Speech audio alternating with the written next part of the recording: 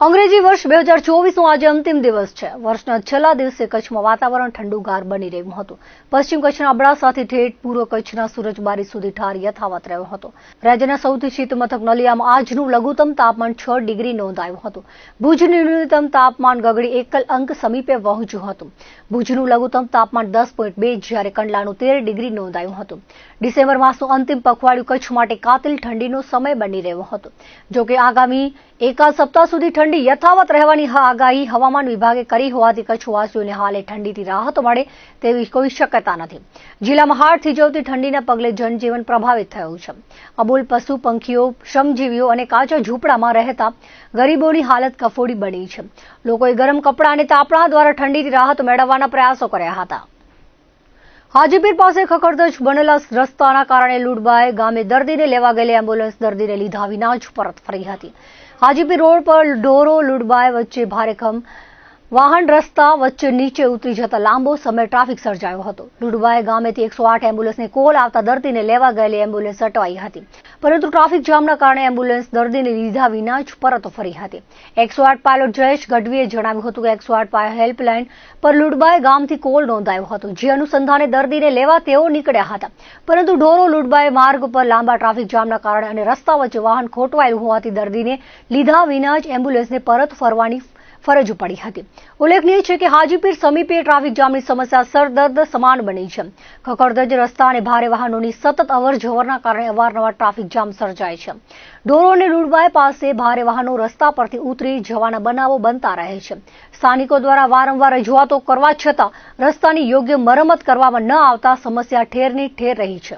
આપણી 108 છે ને આગળ જઈ શકતી નથી, કારણ કે આગળ છે ને ઢોરો અને લુડબાઈ ની વચમાં અમને કેસ મળેલો હતો ઓલરેડી, અંદર 12 વાળી લુડબાઈ નો રસ્તાનો।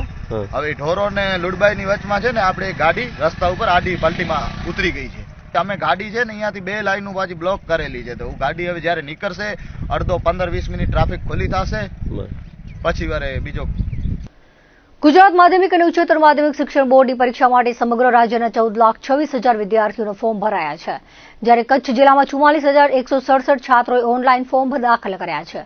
ધોરણ 10ની પરીક્ષા માટે જિલ્લામાં 26,946 વિદ્યાર્થીના ફોર્મ ભરાયા હોવાનું સામે આવ્યું છે, જ્યારે ધોરણ 12 વિજ્ઞાન પ્રવાહમાં 1,925 અને સામાન્ય પ્રવાહમાં 15,296 વિદ્યાર્થીઓની સંખ્યા નોંધાઈ છે। પ્રાપ્ત માહિતી અનુસાર ગુજરાત માધ્યમિક અને ઉચ્ચતર માધ્યમિક શિક્ષણ બોર્ડ દ્વારા 27 ફેબ્રુઆરીથી ધોરણ 10 અને 12ની પરીક્ષા લેવામાં આવનાર છે। આ પરીક્ષા માટે હાલમાં ઓનલાઈન ફોર્મ ભરવાની કાર્યવાહી તાજેતરમાં પૂર્ણ થઈ છે। બોર્ડ દ્વારા પરીક્ષા માટેના ફોર્મ રેગ્યુલર ફી સાથે સ્વીકારવાની મુદત પૂર્ણ થયા બાદ લેટ ફી સાથે 3 તબક્કામાં ફોર્મ સ્વીકારવાનું આયોજન કરવામાં આવ્યું હતું, જેમાં નિયમિત ફી સાથે ફોર્મ ભરવાની મુદત પૂર્ણ થઈ ત્યાં સુધીમાં બોર્ડની પરીક્ષા માટે 13,75,000 કરતાં વધુ વિદ્યાર્થીઓના ફોર્મ ભરાયા હતા। નોંધનીય છે કે શિક્ષણ બોર્ડની પરીક્ષા માટે નોંધાયેલા વિદ્યાર્થીઓની સંખ્યામાં હવે ફેરફાર થવાની શક્યતા નહિવત છે। બોર્ડ દ્વારા નિયમિત ફી ઉપરાંત 3 વખત લેટ ફી સાથે ફોર્મ સ્વીકારવાની કાર્યવાહી પૂર્ણ કરી હતી। ત્યારબાદ પણ વિદ્યાર્થીઓના ફોર્મ ભરવાના બાકી રહી ગયા હોવાનું જણાતા 1 થી 2 દિવસ મુદત લંબાવવામાં આવી હતી। ધોરણ 12 સામાન્ય પ્રવાહમાં સૌથી છેલ્લે ફોર્મ ભરવાની મુદત પૂર્ણ થયા બાદ બોર્ડ દ્વારા હવે પરીક્ષાને લગતી અન્ય તૈયારીઓ હાથ ધરવામાં આવશે તેમ સૂત્રોએ જણાવ્યું હતું। ભુજ તાલુકાના સુખપુર કલ્યાણપુર રોડ પર બનાવ બન્યો હતો। નદી પાસેના 15 થી 20 ફૂટ ઊંડા ખાડામાં એક વાછરડી પડી હતી। આ વાછરડી નીરના આશયમાં રસ્તે રજડપાટ કરતા આ ખાડા તરફ પહોંચી હતી, જ્યાં તેનો પગ લપસી જતા ખાડામાં પડી ગઈ હતી। ત્યાંથી રાહદારી પસાર થતા તેનો અવાજ સાંભળીને તાત્કાલિક સુખપુર ગામના બજરંગ દળના ગૌપ્રેમીઓને જાણ કરી હતી, ત્યારે ગૌપ્રેમીઓ દ્વારા તેને બહાર કાઢવાના પ્રયાસો કરાયા હતા। સાધન સામગ્રી સાથે કાર્યકરો વિલંબ કર્યા વગર ભારે જહેમત બાદ તેને બહાર કાઢીને નવજીવન આપ્યું હતું। મુન્દ્રા બારોઈ નગરપાલિકા વિસ્તારમાં ખુશીની વાત એ છે કે પ્રધાનમંત્રી આવાસ યોજના 2.0 નો કોડ જનરેટ થઈ ગયો છે અને આગામી 1 સપ્તાહમાં આ યોજનાનો લાભાર્થીઓ ઓનલાઈન ફોર્મ ભરી શકશે। આ યોજના અંગે પ્રમુખ રચનાબેન જોશીએ જણાવ્યું હતું કે આ યોજનામાં કુલ 4 ઘટકો હશે, જેમાં AHP એટલે ડ્રો સિસ્ટમથી ISS તેમજ BLC એટલે લાભાર્થીની આગેવાનીમાં બાંધકામ થશે અને ARCH આ ઘટક મેટ્રો સિટીમાં લાગુ પડે છે. તેમણે જણાવ્યું હતું કે આ યોજનાનો લાભ લાભાર્થીને 3 લાખથી ઓછી આવક, માલિકીના કાચા પાકા મકાન અને ખુલ્લો પ્લોટ હોવો જોઈએ. તેમજ આ યોજના માટે સરકારનો નિયત કરેલ પ્રતિનિધિ મુન્દ્રા બારોઈ નગરપાલિકામાં બેસશે. મુન્દ્રા બારોઈ નગરપાલિકા પ્રમુખ રચનાબેન જોશી અને તેમની ટીમે ધારાસભ્ય અનિરુદ્ધ દવે પાસે રજૂઆત કરી હતી. તેમણે મુખ્યમંત્રી સમક્ષ રજૂઆત કરતા પ્રધાનમંત્રી આવાસ યોજનાનો કોડ જનરેટ થઈ ગયો છે અને સુધરાઈ વતી પ્રમુખ રચનાબેન જોશીએ આભાર માન્યો હતો. સરકારના નિયમ મુજબ વ્યક્તિ આ યોજનાનો લાભ લઈ શકશે. ધારાસભ્યના પ્રયાસોથી મુન્દ્રા સુધરાઈની નર્મદા યોજના માટે જે 36 લાખ ભરવાના હતા તે મંજૂર થઈ ગયા છે. તેમજ મુન્દ્રામાં ભારે વરસાદથી રોડ રસ્તાઓ ખરાબ થઈ ગયા હતા. તે ધારાસભ્યના પ્રયાસોથી મુખ્યમંત્રી ભૂપેન્દ્ર પટેલે 7 કરોડ મંજૂર કર્યા છે. આ વેળાએ સુધરાઈના શાસક પક્ષના નેતા ધંબા ઝાલા, અમિત સોરઠિયા, પ્રકાશ પાટીદાર ઉપસ્થિત રહ્યા હતા. મુન્દ્રા બારોઈ નગરપાલિકા જે ઘણા સમયથી પ્રધાનમંત્રી આવાસ યોજના જે સરકારશ્રી દ્વારા મુન્દ્રાને મળે એના માટે ઘણા પ્રયત્નો કરતા હતા, ત્યારે હમણાં જ ધારાસભ્યશ્રીને મુન્દ્રાના અમે સૌ કોઈએ હોદ્દેદારો ભેગા થઈ અને રજૂઆત કરેલી કે પ્રધાનમંત્રી આવાસ યોજના મુન્દ્રા બારોઈને મળશે તો ઘણો લાભ મળે, લાભાર્થીઓ પણ આમાં લાભ લઈ શકશે. તો ધારાસભ્યશ્રીએ રાજ્ય સરકારશ્રીને આ બધી વાત કરી અને આ યોજના તાત્કાલિક કોડ જનરેટ થઈ મુન્દ્રા બારોઈ નગરપાલિકા અને આ યોજનામાં સમાવેશ કરવામાં આવ્યો છે. ત્યારે સર્વપ્રથમ તો હું અહીંયાથી કેન્દ્ર સરકાર, આપણા પ્રધાનમંત્રી શ્રી નરેન્દ્રભાઈ મોદીજી, ભૂપેન્દ્રભાઈ પટેલ અને ધારાસભ્ય શ્રી અનિરુદ્ધભાઈ દવેનો અંતઃકરણપૂર્વક નગરપાલિકા આભાર વ્યક્ત કરે છે. સાથે સાથે એવા ઘણા, જેમ કે અત્યારે પાણી યોજના, નર્મદાની જે પાણી યોજના છે એ પણ ખૂબ પૂરજોશમાં કામ ચાલી રહ્યું છે. ત્યારે GWLમાં 36 લાખનું એગ્રીમેન્ટ કરી અને અમને ભરવાના થતા હતા. એ ભરવાનું મુન્દ્રા બારોઈ નગરપાલિકાને સ્વભંડોળમાંથી હતું, પણ નવી નગરપાલિકા છે તો એ પણ અમે ધારાસભ્યશ્રીને વાત કરેલી અને એમણે મુખ્યમંત્રીને રજૂઆત કરી તો એના માટે પણ અલગથી અમને ગ્રાન્ટ ફાળવવામાં આવી છે. તો એના માટે પણ હું ભૂપેન્દ્રભાઈ પટેલ અને ધારાસભ્ય શ્રી અનિરુદ્ધભાઈનો હૃદયથી આભાર વ્યક્ત કરું છું. એવી જ અનેક આપણે યોજનાઓ, જેમ કે હમણાં પણ મુન્દ્રા બારોઈ નગરપાલિકામાં વરસાદના કારણે ઘણા રોડ રસ્તાઓ ખરાબ થયા હતા, તો ખાસ એક દરખાસ્ત મૂકી અને ધારાસભ્યશ્રીએ ખૂબ પ્રયત્નો કર્યા અને એ પણ 7 કરોડ મુન્દ્રા બારોઈ નગરપાલિકા, મારા ખ્યાલમાં છે ત્યાં સુધી કચ્છની આ એક જ નગરપાલિકા મુન્દ્રા બારોઈ નગરપાલિકાને સરકારશ્રી દ્વારા ફાળવવામાં આવે છે. તો એના માટે પણ હું ભૂપેન્દ્રભાઈ પટેલ સાહેબો અને અનિરુદ્ધભાઈનો અંતઃકરણથી આભાર વ્યક્ત કરું છું. અને ખાસ એક કે ભાઈ હમણાં જે આપણે વાત કરેલી કે પ્રધાનમંત્રી આવાસ યોજના, તો આના માટે ઘણી સરકારશ્રીની ગાઈડલાઇન્સ છે. એમાં મુન્દ્રા બારોઈ નગરપાલિકાની અંદર સરકારશ્રી દ્વારા નિયુક્ત થયેલા સ્ટાફ બેસશે અને આ બધું જે પણ અરજી સ્વીકારવાની છે ઓનલાઈન રહેશે અને ક્યાંક પણ લાભાર્થીને લાભ જોઈતો હશે તો મુન્દ્રા બારોઈ નગરપાલિકામાં આવશે અને આ દરેક પ્રક્રિયા 8 થી 10 દિવસ પછી શરૂઆત કરવામાં આવશે.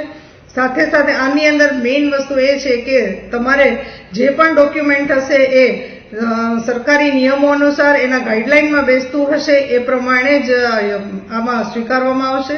તો મુન્દ્રા બારોઈ નગરપાલિકા અહીંયાથી આપ સર્વેને આપના માધ્યમ દ્વારા કહે છે કે ભાઈ આનો લાભ લેશો અને જેમ બને એમ વહેલી તકે 10 દિવસમાં ચાલુ થશે.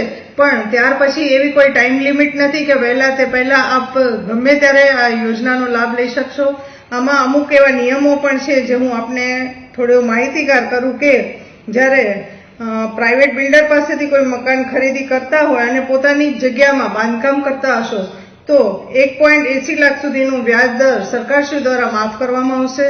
સાથે એક છે કે જેમાં પોતાની માલિકીની જગ્યા ઉપર કાચું મકાન હોય, પાકું મકાન જર્જરિત હોય, આવી કંઈ પણ હશે ત્યારે 3.5 લાખની આસપાસની રકમ સરકારશ્રી દ્વારા આપવામાં આવશે અને ત્યાં બાંધકામ કરી આપવામાં આવશે.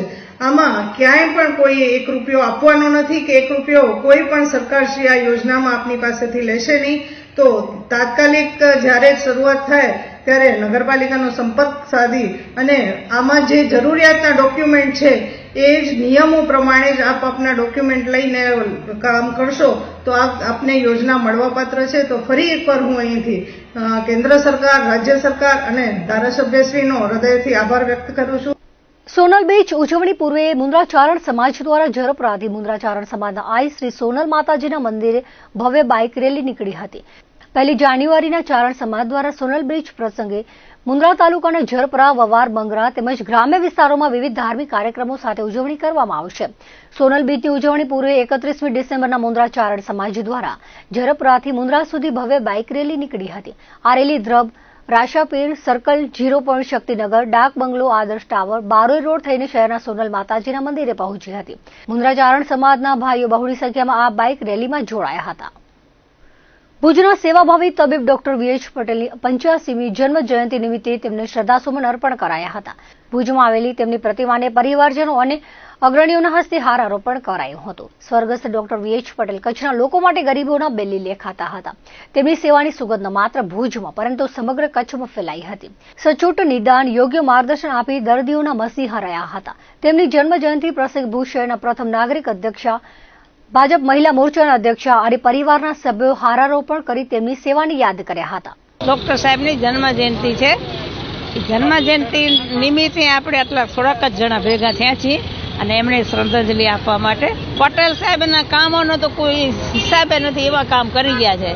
હવે એમાંથી પ્રેરણા લઈને આપણે કામ કરીને આગળ વધીએ. વીએચ પટેલ સાહેબની જન્મજયંતિ નિમિત્તે એમના પરિવારવાળા અને ભાજપ શહેર સંગઠન અને હોદ્દેદારો સૌ એમને ફૂલ અર્પણ કરી અને એમને સાચા હૃદયથી એક શ્રદ્ધાંજલિ અર્પણ કરી છે. એમના કાર્યને તો આજ પણ લોકો એટલા યાદ કરે છે કે ગરીબોના બેલી હતા. અત્યારે પણ સાહેબની ખોટ એટલી બધી વર્તાય છે કે આ તમને ખબર છે કે આ મોંઘવારીમાં ડોક્ટરોના કેટલા બિલ થાય છે. ત્યારે સૌ નાના માણસો પણ આજે સાહેબને યાદ કરી અને એમના કાર્યને લોકો ખૂબ જ બિરદાવે છે. બસ આજ અમે એટલું જ કહીએ કે સાહેબની ખોટ અમને હજી પણ ખૂબ જ વર્તાય છે ને એની કાર્યથી સૌને પ્રેરણા મળે અને લોકોના ખૂબ જ આશીર્વાદ છે એમને. સુપ્રસિદ્ધ અંજાર શહેરના જેસલ તોરલ અજયપાળ દાદા ભોજનાલય મધ્ય અન્નપૂર્ણા માતાજીના વ્રતની પૂર્ણાહુતિ નિમિત્તે એક હવનનો કાર્યક્રમ યોજાયો હતો, જેમાં અન્નક્ષેત્રના સમિતિના સભ્ય કિશોરપુરી ગોસ્વામી સહપરિવાર સાથે મુખ્ય યજમાન રહ્યા હતા. સાથે વિજયપુરી અને નીતિનપુરી રહ્યા હતા. શાસ્ત્રોક્ત વિધિ સાથે યજ્ઞ સંપન્ન કરાયો હતો.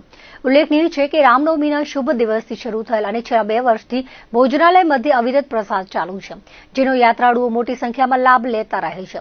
યાત્રિકો માટે આ પ્રસાદાલય આશીર્વાદ સમાન બની રહ્યું છે. આ અન્નક્ષેત્રના મુખ્ય સંયોજક અને અન્ય ક્ષેત્રના આજીવન દાતા રઘુવીરસિંહ જાડેજા મૂળ ગામ વિંજાણ અને હાલે રાજકોટ તેમજ સમિતિના સભ્યો સહિતના સર્વે સહપરિવાર હાજર રહ્યા હતા અને યજ્ઞમાં આહુતિ આપી હતી. ઉપરાંત યાત્રાળુઓએ પણ યજ્ઞનો લાભ લીધો હતો. તેમજ સર્વે સેવકગણ અને ગામના અગ્રણીઓએ આહુતિનો લાભ લીધો હતો. દર્શક મિત્રો, આ હતા અત્યાર સુધીના કચ્છ ટીવી ન્યૂઝ. ફરી મળીશું નવા સમાચારો સાથે, નવી અપડેટ સાથે. ત્યાં સુધી મને રજા આપશો. નમસ્કાર.